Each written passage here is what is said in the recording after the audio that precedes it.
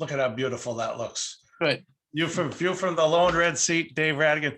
I put my name on the first slide, and obviously courtesy of the Billy Weiss of the Boston Red Sox for the picture.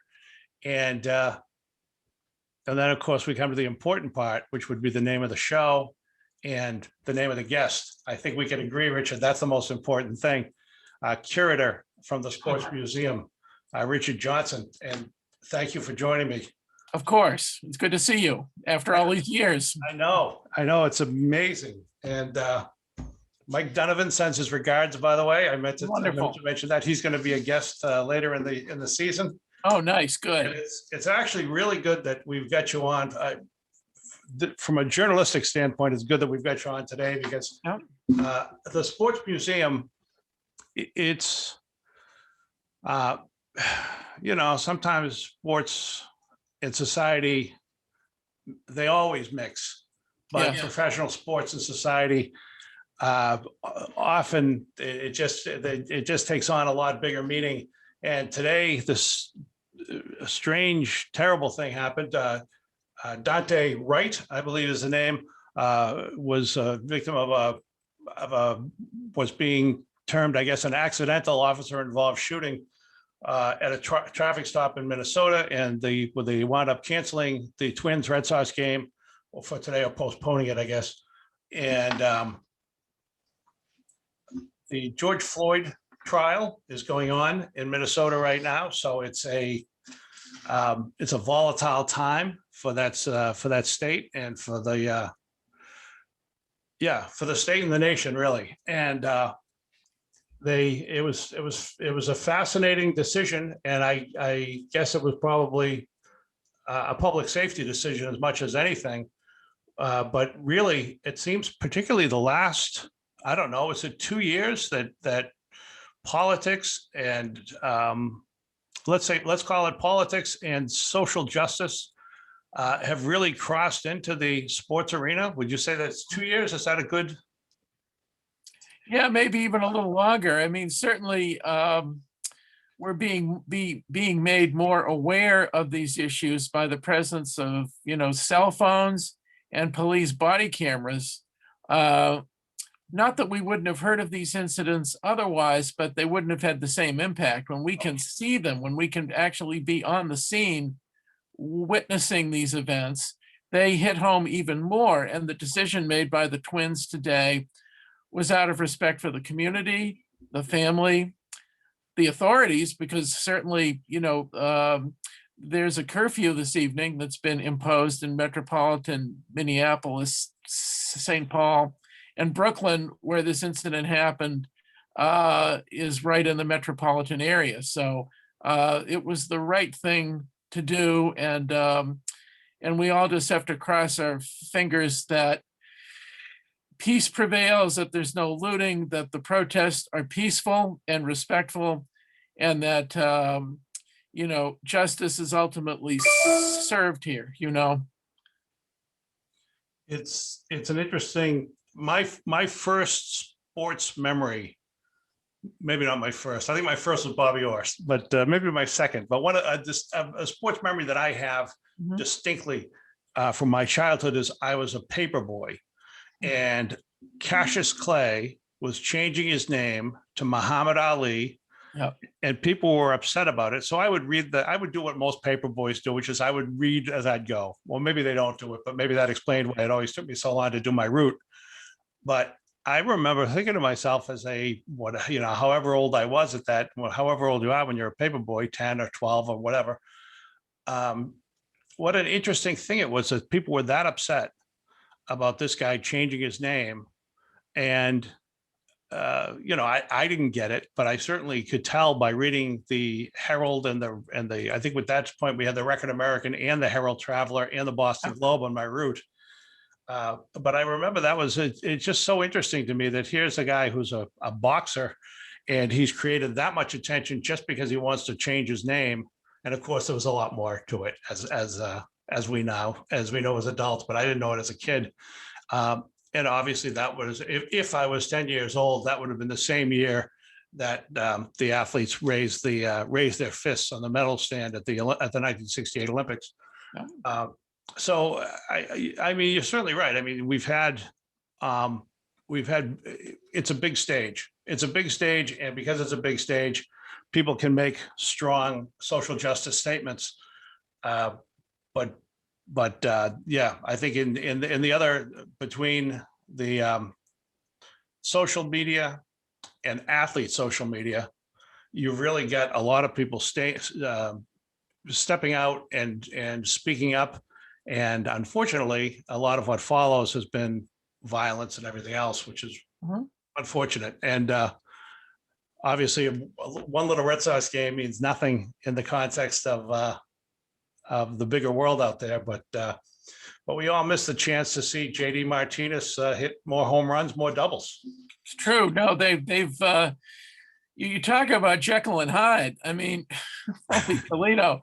After those first three games, believe me, many journalists and many commentators on social media were ready to start, shoveling spadefuls of dirt on this team. But you know what? I think the equalizer there is the fact that Alex Cora is back, and he's proven himself to be an adept manager. He basically punches the prerequisites, I think, for modern day managers in baseball. Speaks Spanish. He's been a player, and then he's been a champion before. And there was no panicking, there was no pushing the Bob Lobel panic button yet with these guys. And the fact is that it's a marathon, it's not a sprint. And it'll be fun to watch this team gel. I mean, I think they got a legitimate star in Verdugo as part of the Betts trade. I mean, I'm still one of the people that mourn the loss of Mookie. God, he's a beautiful player. And so much of what made him great was unquantifiable, was not stuff that's just sort of being cranked out by the stat nerds. I mean, you really had to see him play. Yeah, the electricity. And so, players possessed of that sixth tool, and it is a, sixth tool, is that unmistakable grace and timing. And I mean, the Dodgers got a star, but I think Verdugo is going to be beloved here because he gets his uniform dirty, a prize Boston trait. He's a real good hitter. He works like hell. And if there's anything Boston loves, it's a dirty uniform. And a dirty uniform on a guy that has skill, it's a great Boston trait. So I think I would say my hope is that he's a more talented version. No knock on Trot Nixon, but that he's a more talented version of Trot Nixon. It's interesting. They're certainly getting him in a trade for Betts. He sort of better be, because right. I think sure that we got value in that deal. Yeah, I think all things considered, he's a good get for. I think it's funny. I've been trying to think of a cohort, and I've been thinking maybe a slightly more talented Troy O'Leary, but maybe I'm selling. I don't know. I'm not sure if I'm selling him a short or not. I'm thinking he's got a little more speed than O'Leary, but he's that kind of good in the outfield, but not exceptional. Good power, but not great power. Good hitter, very good hitter. Yep. But maybe I'm selling him short. I don't know. What do you think? Well, I think it appears also that unlike a lot of athletes who come here who weren't developed by the team, he gets Boston. He sort of gets what the fan base here appreciates. And I think he almost invites it. I mean, he certainly displayed that last year, playing before nobody. I mean, he seemed to delight in, really busting his tail on every play. I mean, not that other players don't, but I mean, he really seemed to delight in trying to make the difficult catch. Again, getting his uniform dirty. And, maybe the baton is being passed in the dirty uniform department from Pedroia to Verdugo, because there was no more dirty uniform guy than Dustin. I mean, we're really going to miss him. And and part of what I'm hoping happens is that after we can all come back to Fenway Park, is that he gets the day he deserves, that, that there's a real celebration for him. Now, I'm not sure whether his number gets retired or not. You can make a great argument for it. I mean, once you start going down that path too much, you start to run out of space on the Yeah. on the facade of the stadium, but he certainly was as beloved a Red Sox player as any. And again, he was another one of these players you had to see him play. Yeah, his stats were great and he was a winner, but you really had to watch him. And I don't think I've ever seen a player of that size swing a bat harder in my life. Yeah. I think without the defense, he's a great hitter. With the defense, he's really an exceptionally good player. And Mm. borderline. Well, let's put it this way: if he kept playing, he was a borderline Hall of Famer.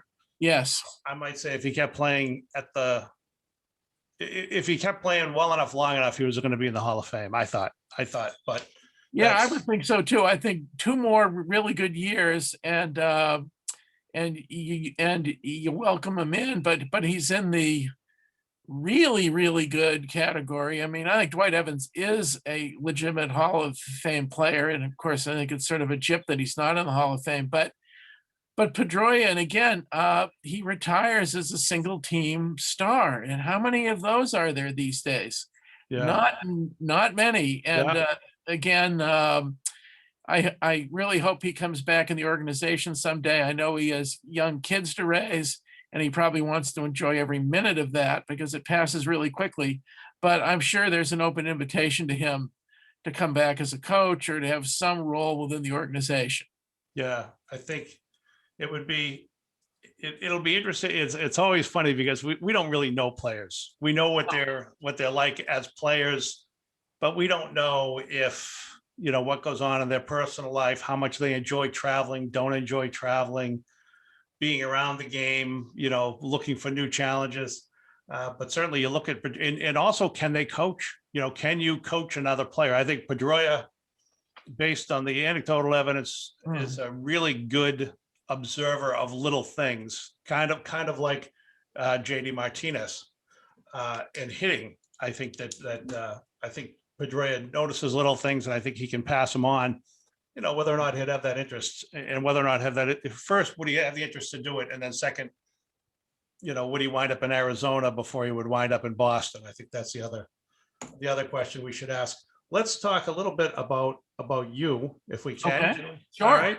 How long have you been the curator at the Sports Museum? I'm starting my 40th year. Now I'm on furlough now, but we all hope that ends soon. I've been, along with others, I don't consider myself a victim at all because again, the COVID pandemic has affected many other people far worse than it's affected me. But I certainly hope to be back. I don't know. I'm hoping maybe by July 4th. We'll see. That seems to be the date that everyone's aiming for, to at least have a cookout and sort of raise a toast to the fact that folks are getting their shots and are, basically getting close to the finish line. I think we can see the finish line. Not quite sure how far it is though from now, but yeah. So I'm starting my 40th year in a job that I love. That's a great. That's great, boy. It was about 10 to 15 years longer than I thought it was. Okay, well, it seems like that to me sometimes too, but when you have a job in Boston sports, you hold on with both hands, and I've done that. For a guy who only made his high school JV baseball team, I'm very happy to be still in the batting order for the Sports Museum. Well, it's an interesting thing how many people wind up with careers in sports. And they're not necessarily the careers you think they're going to have, but obviously when you get a job that you love, it's great. Have you had any other job? Yeah, I was an associate art editor at Houghton Mifflin Company. Okay. I was a copy boy at the Worcester Evening Gazette, so we both had a newspaper career of sorts, right? And I always wanted to be a writer, so I've been a writer at the same time that I've worked for the Sports Museum. So I've either written, edited, or co-authored 24 books so far. So I've had the privilege to be able to do that, and it's really been very gratifying to again be working in what I consider to be the best city in the world for having a job that has anything to do with sports. I mean, you can really make a damn good argument for Boston being Greater Boston and really New England in general being the best all around sports region on the planet. I would do that. I don't even think I'd even have to prepare for that. You'd get me up at 3 in the morning and I'd argue that because of the diversity of sports that we have here, Mhm. the history and tradition that we embrace. I mean, just think, probably today, you could have driven up to New Hampshire, skied at Tuckerman's, gone down to either Maine or the Cape, put a wetsuit on and gone surfing. And then, if all the teams were home, say it was one of those weird Sundays where all three teams were playing, you go to a Celtics or Bruins game in the afternoon, Celtics or Bruins game at night, and then maybe just stick your head in the door at Fenway Park for a Red Sox game. That could all be happening on the same day, Yeah. and then the following day could very well be the Boston Marathon. So, what other city in the world has that same menu, that same sort of smorgasbord of sporting experiences, both from a participatory standpoint and a spectating standpoint? And then you attach the tradition to each of those events. I mean, we've been playing professional baseball in Boston since 1871, since 5 years before the start of the National League. Each of our pro teams are charter members of the leagues in which they play. Only the Knicks and the Celtics can celebrate their 75th anniversary this year as teams that started in, what was the BAA and it became the NBA, but are charter members of that league that have played in the same city throughout. I mean, it's really pretty impressive. And of course, the Bruins are the oldest American NHL team.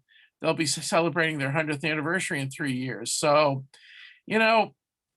the only city that really, I think, compares is our East Coast neighbor, Philadelphia.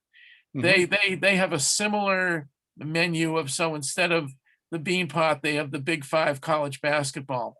Instead of the marathon, they have the Penn Relays. We both embrace the sport of rowing.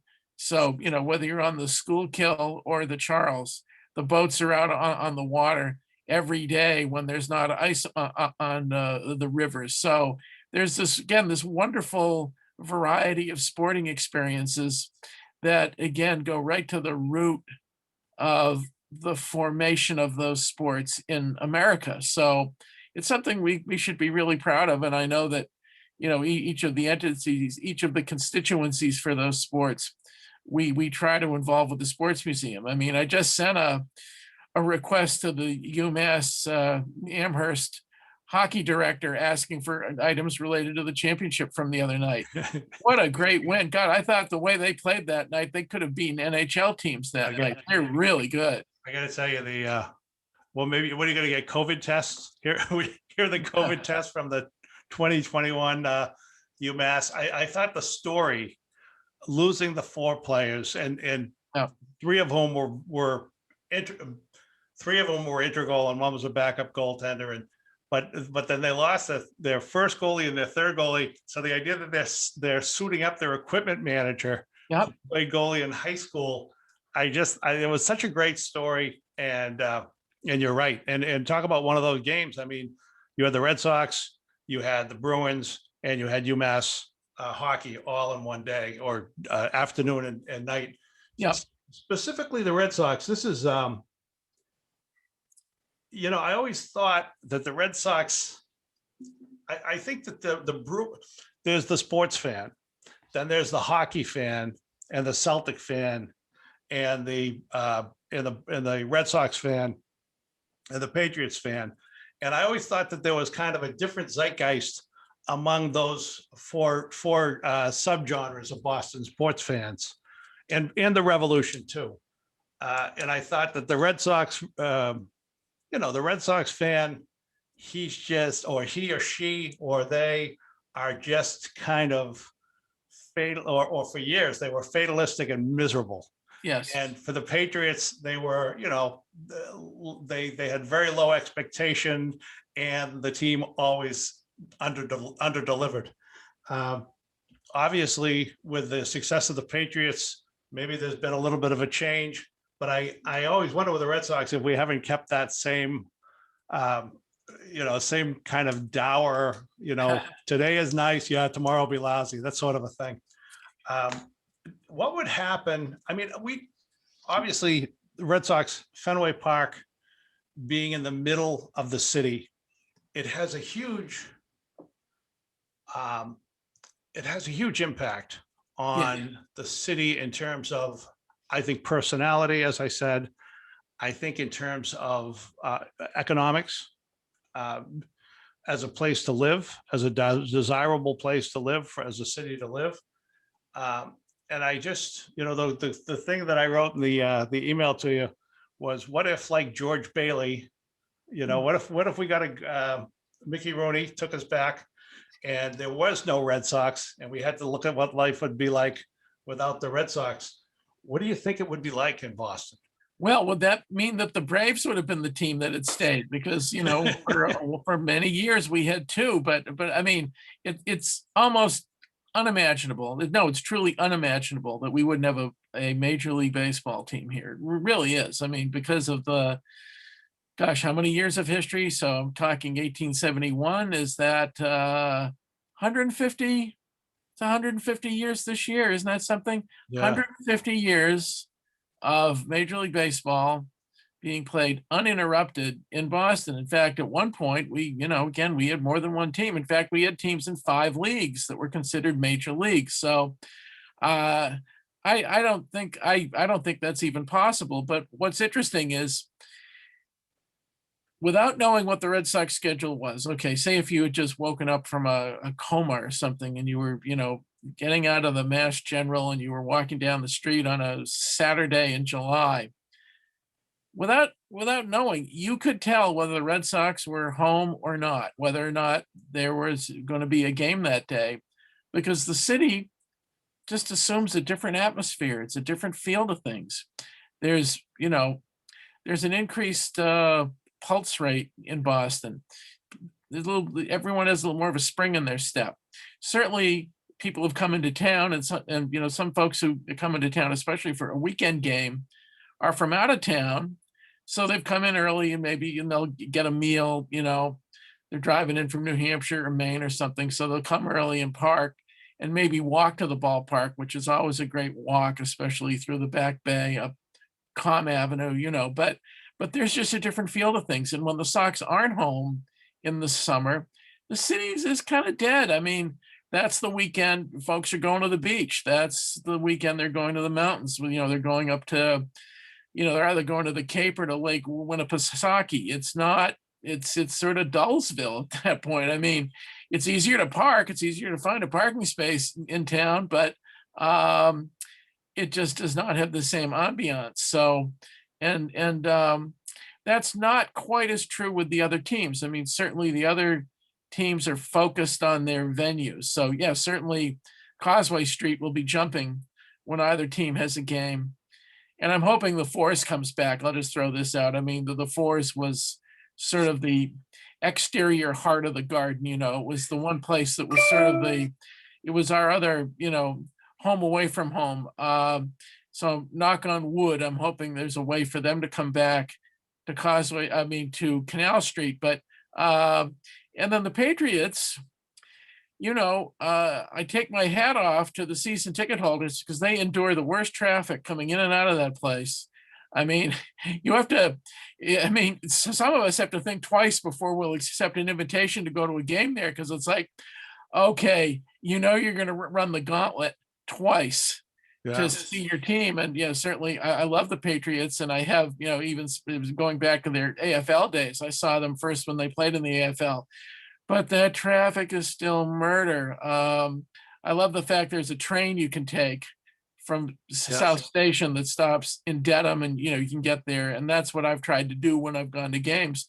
But the fact that the Red Sox play in the heart of town, it really has everything to do with their identity. And it's as old school as it gets. I mean, credit goes to the guys, even after 20 years, we still refer to as the new owners, for having made Fenway Park.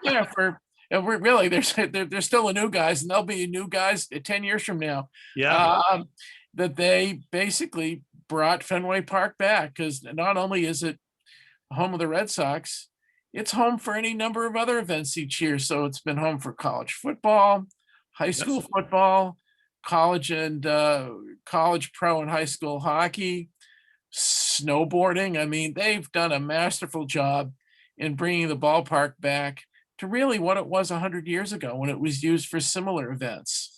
You know, we haven't had the WWE back yet, but There's still give him time. time. I mean, Killer Kowalski wrestled Bruno Sammartino there in 1969. So, you know, certainly there's this wonderful history of diverse events at the park. And we're back in the middle of that now. I think it's a great thing. I mean, I love to drive by there on any given night, even when the Sox aren't home and the lights are on. Why? There's something going on. It's being used all the time. I bet if you looked at the calendar, it's being used 300 nights a year, which is a good thing. Yeah, it is. It is a good thing, and it's. I got to tell you, I'm still lingering on the idea of if the Red Sox had moved, and the Braves had stayed, you know, would there be a statue of Hank Aaron? Oh, Who? there probably would be statues of both Henry Aaron and Eddie Matthews. Yeah, And if they'd won that 57 World Series against the Yankees in Boston, I mean, imagine that. Imagine that if in 1 year the Celtics win their first World Championship that spring against the St. Louis Hawks, and then the Braves, the Boston Henry Braves. Aaron and Eddie Matthews and Lou Burdette slay the Yankee Dragon and win the World Series that fall. Of course, with Gene Conley, who was a future Boston Celtic playing on the team. I mean, of course, he had been a former Boston Brave. You know, we'll never know. I mean, it is interesting to note that Henry Aaron signed his first professional contract with the Boston Braves. Now, the team moved while he was serving his minor league apprenticeship, but you know, that's really something to our credit. And I'll never forget when he came back as a Brewer on opening day 1975. He and Tony C shook hands before the game. I mean, it was sort of, you know, the hero that was in Tony, the hero that could have been Boston's in Henry Aaron. And it Yeah. was a huge event. And of course, that's the year they won the pennant. And, you know, we didn't know that at the time. But the fact is that Boston embraces these things. It embraces history. And, you know, Henry Aaron got a very warm applause here and hit a home run off Bill Lee. Bill can tell you how hard he hit it too. But no, you know, what could have been, well, what was, I mean, you know, I mean, an NBA team winning 8 straight championships. Bobby Orr, the greatest player there ever was, is Yep. certainly the greatest athlete I've ever seen play any sport. And I'm a sports fan of all sports. I'm a big soccer fan. Bobby Orr was sort of like a gift from heaven. And the fact that we had Russell, Heinsohn, Havlicek, Cousy, and then Bobby Orr, Phil Esposito, Mhm. Wayne Cashman, Jerry I mean, you just, the list goes on and on. I mean, It's- it's like, wait a minute, you know, you can imagine if you lived in Cleveland, you'd be looking at highlights of the Browns with Jim Brown and you know, with Jim Brown and Milt Morin. I mean, that basically, and yeah, it was good that LeBron and the Cavaliers finally won. And then the rest of the Browns history, whether it's the old, you know, Browns or the new ones, is, you know, Heartbreak City. The Indians have come close, but not quite. And you know, they had a hockey team in both the WHA and the NHL, and they're gone. So, you know, I mean, Boston for a city its size punches way above its weight. Yeah. Who's your favorite? I'm not saying who is the best player you've seen, but who's been your favorite Red Sox player you've seen? Well, that'd be Carl Yastrzemski. I mean, I'm 65 years old, so basically I was 11 years old in the summer of 1967. And I would argue that no Boston athlete, even Tom Brady, even Bobby Orr, even Bill Russell, ever had a season like Carl's in 1967 in terms of the impact that he did sort of in everything to affect the outcome of that season. I mean, I remember once he was quoted as saying that year that he went to bed thinking of different ways to win ball games. Uh, he certainly did, and the fact was is that his Triple Crown was just part of the story. It was the timing of his plays. It was the, you know, it was the way that he elevated everybody around him. I mean, it was just, you sort of had to be there, but I'm glad that I was for part of it, certainly. And this is a gentleman who's, I guess, maybe at his tallest, maybe 5'11", Yeah. Yeah. 180, 185 pounds. He was not a behemoth. No. And this is a guy who got the best of every ounce of the talent God gave him. And you can't ask for more than that from any athlete. 23 seasons, too. And all of it characterized by sort of the heartbreak that we all experienced. I mean, I'm hoping he was given an honorary championship ring in '04. I mean, because no one had really paid more of a price and come as close as he had for a number of times. I mean, I remember the home run he hit off Ron Guidry in the playoff game, and it was like, that's one of the great plays I've ever seen in my life. It's like, there's Guidry, who's already won 25 games, Right. It's and sensational. he pole axes that down the line. I mean, it is just hugging the pesky pole, and it's like, what a statement to make in the 163rd game of the season. There he is, and then of course he has to face Goose Gossage, who was throwing proverbial aspirin tablets. I don't think there's any hitter alive who was going to get around on that, but of course he just missed. He Yeah. just missed that pitch, with the pop up to Nettles, and he cried afterwards. And you know what? A lot of us did. I mean, so not only did he wear the uniform, he sort of a player, he wore the uniform of a fan too. And I'm so delighted that his grandson's playing now after a long apprenticeship in the minor leagues. It's great. And then he chooses the most dramatic stage of all to hit probably the best and longest home run of his career when the Giants come into town, and he hits that ball into the center field bleachers. Just great. It So was. Yaz is my guy. Yeah. It was really interesting. I was at one of those games, not the first one that, Yeah. Yastrzemski played in, the younger. But what an interesting. It was the most interesting response for a guy who had not proved, wasn't a big star in the other team, and there was this outpouring of love, for the kid, for the younger Yastrzemski. Yep. Which really had as much to do with Yaz, well, probably more to do with Yaz Senior than about Mike.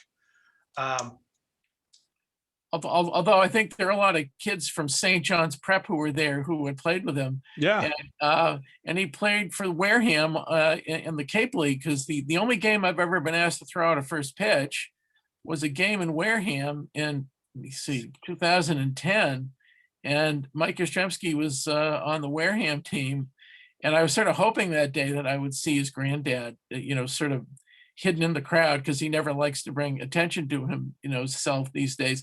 Didn't see him there, but it was great to see Mike Yastrzemski. And it was like, I would check the stats all the time. I'd go online and see, how's he doing in the minor leagues? And it was like, he got the last train to Clarksville. I mean, what was he, 28 when he came up with the Giants? And then he finished 12th in the National League MVP voting last year, and he's become a folk hero out there. And I think it's great. But his grandfather, again, is a guy who I respect enormously. And, he's probably not on the Mount Rushmore of Boston sports, but he's certainly on the Mount Rushmore of the Red Sox. Yeah. Yeah. He certainly, I'm just trying to think if I'll tell you my favorite player when I was a kid, Rico. Yes. Rico Petrocelli, because every time I would go to a game, he would hit a home run. And it's funny because in recent years, I love Pedro. Going to a game when Pedro pitched, it was like it wasn't even baseball. There was something about it that was better than baseball. There was a The little theater. bit It was like going to an event, and he was our Koufax. he was, but it was even things out of the ballpark. And I don't know why. It just seemed like a different vibe around the park and inside the park. And obviously Mookie was a great player to watch too. But there've been a lot of great players. Let's talk about this. 24 books. And I know you just wrote one. We were talking about it when we set up the interview. Sure. And you want to talk about that one? Because that's fascinating. Yeah, I wrote this book called A Stitch in Time, and what it is, it's a book about a baseball collection, and it was the result of just answering a call in my office 3 years ago. You never know who's going to call, and this gentleman calls, and he asked if I had a minute to talk. I said, "Yeah, of course, sure." And he basically described to me a team signed baseball collection he and a friend of his had accumulated over a period of years. And what he described to me was he had a team signed baseball for every team in Red Sox history. Well, I took a deep breath and I said, 1901, question mark. He said, yeah, we've got 1901. I said, okay. I said, we said, so, and what was interesting is I found out that the criteria for team signed balls is basically, for baseballs, I think prior to 1930, it has to be at least 6 or 8 guys on a given team. Because again, before the invention of ballpoint pens, and really before team signed balls sort of became a thing, I mean, this wasn't really being done much. I mean, there was no eBay, there were no hobby shows or anything. So a baseball of that kind would have been a personal keepsake that a player on a team would have had signed as, just a memento. It wasn't a commodity, it was a little treasure. And I remember hearing that, I believe it was the ball from 1908, I think, was purchased from the family of a guy who only pitched 2 games for the Red Sox. He was a native of Boston. And again, I didn't write his name down here, but I wrote about it in the book. So they bought this baseball from the family of a guy who only played 2 games, but he, basically, I think maybe just to be able to show his grandchildren someday that he had played for the Red Sox, he asked players on the team to sign this ball. I don't think it had everybody, but it had Cy Young and a number of other great players had signed it. And what was so interesting about this story was the gentleman that had obtained the ball from his teammates at the end of his life was the night watchman at Fenway Park. So he was the night watchman at a ballpark that he hadn't even played in, because of course, in the time he played, it was at the Huntington Avenue grounds in Boston. I learned a little bit more about him. He had a brother who was a Boston patrolman who was killed in action. So is this guy from this very interesting Boston family. He was a son of German immigrants. So it had the immigrant story, the story of police heroism, and then just having a cup of coffee with the home team. And at the end of his life, he was the guy that probably folks in the ballpark said, oh, there's old so-and-so, the night watchman. They probably didn't know that he had played for the team. He could write a movie script about this. And there are any number of players. What the book is basically I selected a player for each team and profiled the player. I mean, you could have done a capsule about the team, but it was sort of more personal because an autograph is a very personal thing. So I selected a player whose autograph was on the baseball. Mhm. So there was some of these players. I mean, I thought I knew a lot about Red Sox history, but gosh, I learned that their catcher in 1929 was a guy named Charlie Berry. I love this story. Charlie Berry. Okay, so Charlie Berry, I did my homework about him. He played on the Consensus National Collegiate Championship football team at Lafayette in 1921. In 1925, still on the gridiron, he's the captain and the star player for the Pottsville Maroons, who really are considered by football historians the NFL champs that year. The Chicago Cardinals claimed it because of a technicality, and what it was the Maroons, led by Berry, played an unauthorized exhibition game against the alumni from the Notre Dame Four Horsemen team. So they played this game at Shibe Park. Now, this was back when the NFL was considered wasn't really taken seriously. I mean, they were not viewed in the same way that great college teams were. Okay. Well, they played the Four Horsemen, and Charlie Berry kicks the winning field goal in what football historians would arguably say is the most significant NFL contest prior to the 1958 championship game between the Colts and the Giants. And so here you have Charlie Berry, who's a two-sport athlete because he's playing Major League Baseball at the same time he's playing for the Maroons, ends up catching for the Red Sox, I believe, for 4 years. And he had led the NFL in scoring in 1925, the year the Maroons, won their sort of quote unquote championship. And then post playing career, Charlie Berry was an American League umpire for 20 years, and then was head linesman in the National Football League concurrently for 24 years. So 20 of those 24 years, he was working as a Major League umpire too. So what was interesting is he made the crucial call in the 58 NFL championship game between the Colts and the Giants, denying Frank Gifford a first down that surely would have changed the outcome of that game. And it was debated at the time. Certainly the New York press thought he'd blown the call. And years later, ESPN did a mini documentary on that play. And they found different camera angles. So they found different newsreel films and probably a kinescope too, showing the play. And Charlie Berry was vindicated. He had made the right call. So here's the guy that kicks the winning field goal in the most important game in the early history of the NFL, because the NFL was taken seriously after they had beat the Four Horsemen team. And then he makes the key call in the game that really launched the NFL into the stratosphere. I mean, it's basically the game that prompted the formation of the American Football League and the big TV contracts and everything else that followed. So Charlie Berry was sort of a baseball version of Zelig, although maybe even more important because, he had led the NFL in scoring.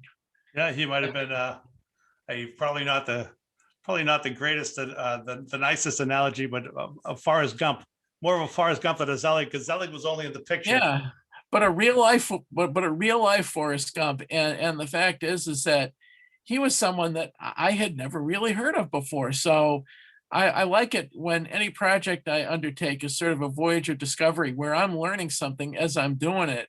I mean, they had a player in 1925, Mike Herrera, an infielder, who was one of the 11 players prior to 1940 who played in both the major leagues and the Negro Leagues. So that the Negro Leagues at that point welcomed Hispanic players. And, Herrera was one of 11 players who was good enough, to play in both the major leagues and the Negro Leagues. That's real interesting to me. I mean, who knew that? And I certainly did not until I started to work on this book. But I also profiled the players you would expect: Ted Williams, Tris Speaker, Yaz, David Ortiz, who wrote the foreword to the book, Jim Lonborg. I mean, others. Rico, of course, you got to have him in there. I mean, really one of the more underrated players ever, I think. My God, he held the shortstop home run record prior to A-Rod, and he did it chemical free too. I mean, 40 home runs. And again, he is a player who it seemed like maybe not every game I ever saw him play in, but it seemed almost like he'd be hitting a home run. Yeah, and I think it was a combination. My sense with Rico was a combination that, like Pedroia, he had a Fenway swing. I mean, my guess is that his home road splits were probably very favorable to Fenway. And then I think the other thing is, I think somehow he knew I was coming to the games. So he now let me ask you this, and I understand you might not have this answer, but sure. Herrera played in both the Negro Leagues and the Major Leagues. And he played the Major Leagues first and then the Negro Leagues? I'm not sure. I think that was probably the case, though. I would have to look that one up, but it probably was. But I wonder how many people were able to go the other way. play the Negro Leagues first and then the major leagues. I mean, maybe it wasn't a Uh, big deal. Gosh, I'm not sure. It would have depended on the scouting, and I don't know how many major league scouts would have even been scouting Hispanic players in the Negro Leagues. I mean, I'm guessing maybe the New York Giants would have, but probably not many other teams. It would have had to have been a situation where teams were sharing a ballpark so that scouts or personnel from a team would have seen guys on an off day using their stadium. Yeah. The Herrera story, fascinating. Let's now to supply the bad news, because I know the Yes. bad news about this book. It's very exclusive. It's a very exclusive book. Well, the strange thing about it, I had urged the collectors who basically sponsored this. I did this as a work for hire. It wasn't really a normal book project, but I had urged them to go with more what I would describe as a more mainstream publisher. They really wanted this to be a boutique book. I mean, something that, and I certainly take my hat off to them. They spent to get this book produced. It's basically a beautiful book. I mean, you sometimes I'm afraid to open it if I haven't washed my hands. I mean, it's really that nice. But it's a $95 book that you can only get through the publisher's website, Azoulin, Assoulin, Azoulin. They're a French publisher. They've done very few books that even come close to being a sports book. They did a book on the Olympics. I think they did a book on football, actually. There are only less than 5 books on sports they've ever done. They've done books on clothing designers, on Chanel, on Yves Saint Laurent. They've done books on Versailles, on art and different things. But so this was it was really a horse of a different color for them. But they hit it out of the park. I don't know how to say that in French, but but they certainly did a commendable job on it. And again, I guess what I would say that for the price of a bleacher ticket for a Yankee game on a Sunday night, which I think is about $100 now, you can get a really nice book on the Red Sox. I give tremendous credit to my art director on this, Marty Wallach, who came up with the brilliant idea of colorizing photographs in the book. So he had the White House brothers of Man Cave Pictures, do this incredible colorization of images throughout the book. And I mean, the early ones especially, they're so well done. I mean, a lot of colorizations, don't really make it. They almost look like someone took a highlighter pen and, just sort of highlighted things. But oh no, these look like paintings. And the fact is that they brought rarely seen black and white images to life. And it really, you're sort of seeing them for the first time as color illustrations. So, I take my hat off to Marty and the White House brothers for what they did to really make magic with the imagery in the book. And, and it was a pleasure to write it. I mean, basically I wrote 120 500-word essays about each player. And then for 2020, we had the sort of quote unquote player be Jimmy or the Jimmy Fund, because if there's one institution that really, I don't know, I'm trying to think of the right word, but sort of the Jimmy Fund is so integral to the history of the Red Sox. And it's such an important entity. The work they do, certainly in the scheme of things in this world, is more important than anything done on a baseball diamond. They save lives, and we thought it appropriate to have the Jimmy Fund profiled as the final profile in the book. Of course, it was a little easier to do last year because it would have been hard to have identified a player from the 2020 team to put on there, and I don't think they'd acquired the baseball yet either. So Right. they still needed to get the ball. Boy, I wonder who the player would be from last year's team. Good point. Yeah, well, I don't know, probably Eduardo, I think, but yeah, anyway, but we don't need to worry about that. But certainly the Jimmy Right. Fund is part of what makes Greater Boston, the sports town that it is, because to have a world-renowned charity at the center of things. And of course, the Jimmy Fund, it isn't just supported by the Red Sox, although the Red Sox are integral to their success.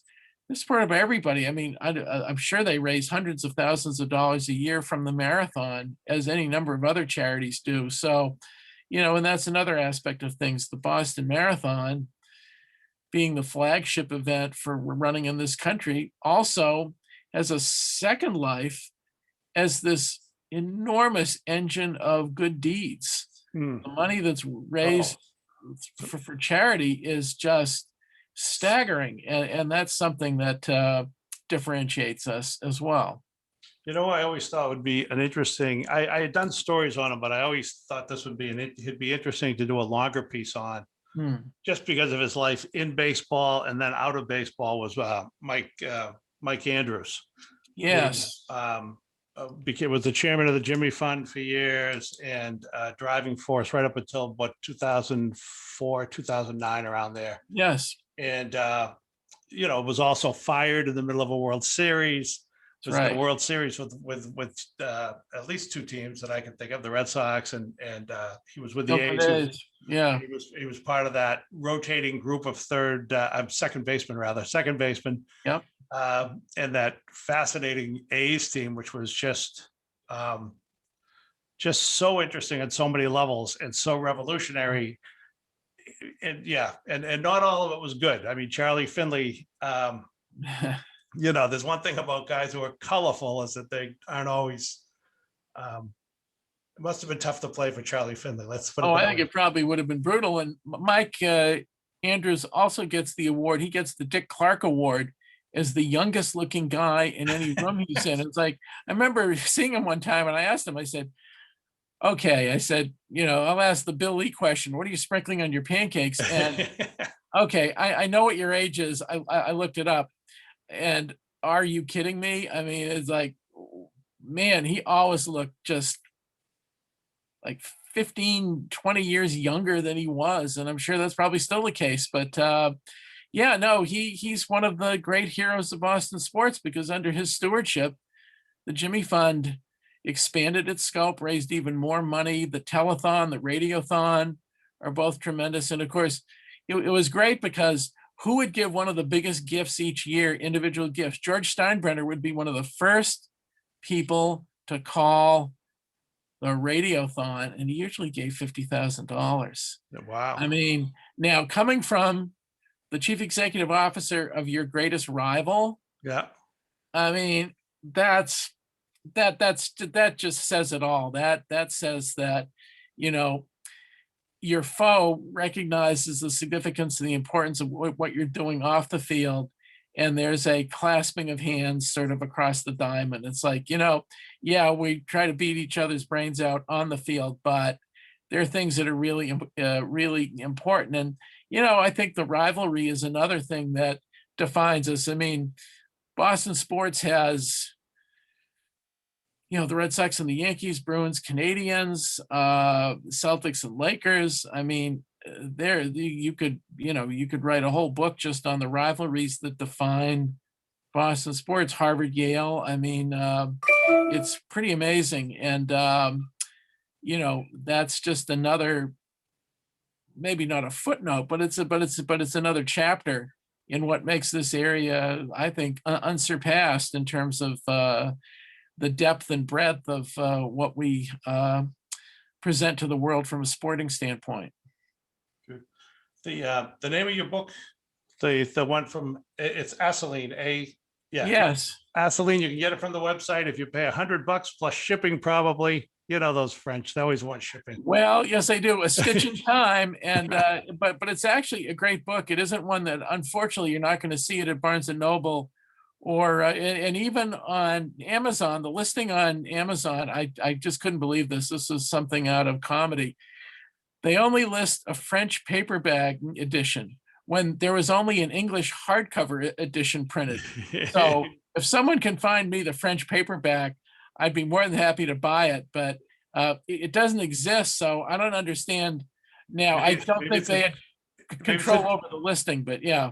Maybe it's a different book with a whole other plot. It might be about sewing. I'm not sure, you know? It could be stitches. Yeah, sure. Let me let me ask you this to wrap up. I think we're almost Uh, at an hour. Um, your other books, 20 your 23 other books. I don't know how many of Yes, those were about baseball. a bunch. What's your favorite baseball story out of any of your other books? Oh gosh, my favorite baseball story now, I mean, it was in the book, but it's not one that's unique to anything that I've done or my co-author Glenn Stout on a lot of the baseball books we did. But it's the Gene Conley Pumpsy Green story. It's the story of how the Red Sox are crossing the about to cross the George Washington Bridge after having lost to the Yankees in a weekday afternoon game.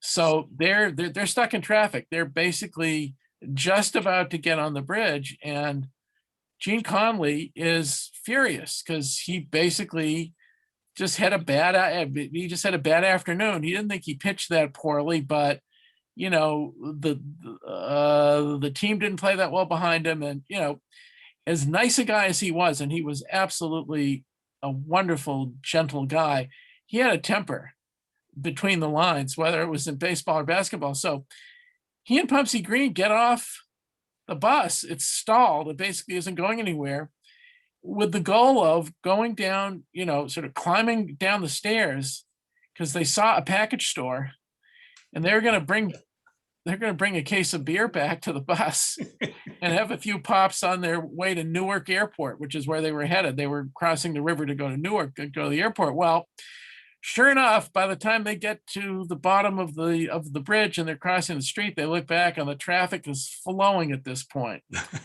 Okay, so they then decide to go to a local tavern and let's just have a few drinks and try to forget the events of the afternoon at the stadium. And then one thing leads to another, and they go to several bars. I believe they get on the subway and go into Manhattan. They get a hotel room, and here they are. They are AWOL from the Red Sox. Okay, so it's already, the newspapers in Boston are already starting to put their back page headlines. You know, the Record American is, you know, putting a big headline on, you know, what happened to Gene Conley and Pumpsy. And so that night, Gene comes up with the idea of wanting to fly to Israel. He wants to go to the promised land. He wants to sort of discover his spiritual home. You know, he's very eager to do this. And so he withdraws the money to do this. Okay, if he'd had a passport, the story might have even had a more weird ending to it. But in the course of events, Pumpsy decides to go back to the Red Sox. They had flown to Washington. So he goes back to the team. Gene goes to, I believe at the time it was known as Idlewild Airport. He goes to Idlewild Airport to the El Al counter, asking to purchase a ticket to Tel Aviv. Well, he doesn't have a passport. So they say, really sorry. I mean, you have the money to purchase a ticket, but you don't have a passport. You can't do it. And so then he, you know, has to basically make the decision to go back to the team. And he's probably thinking of, you know, the stories about, he told the truth about it. I mean, he basically said this is what he was going to do. And I remember speaking to him about this years later when he had written an autobiography. And he said that when they finally got back to Boston and Tom Yawkey fined him, that he went up to Mr. Yawkey's office at Fenway Park. And I guess his office had a private bathroom. So as he was waiting in the office to be, I don't know, I guess he assumed he'd be scolded.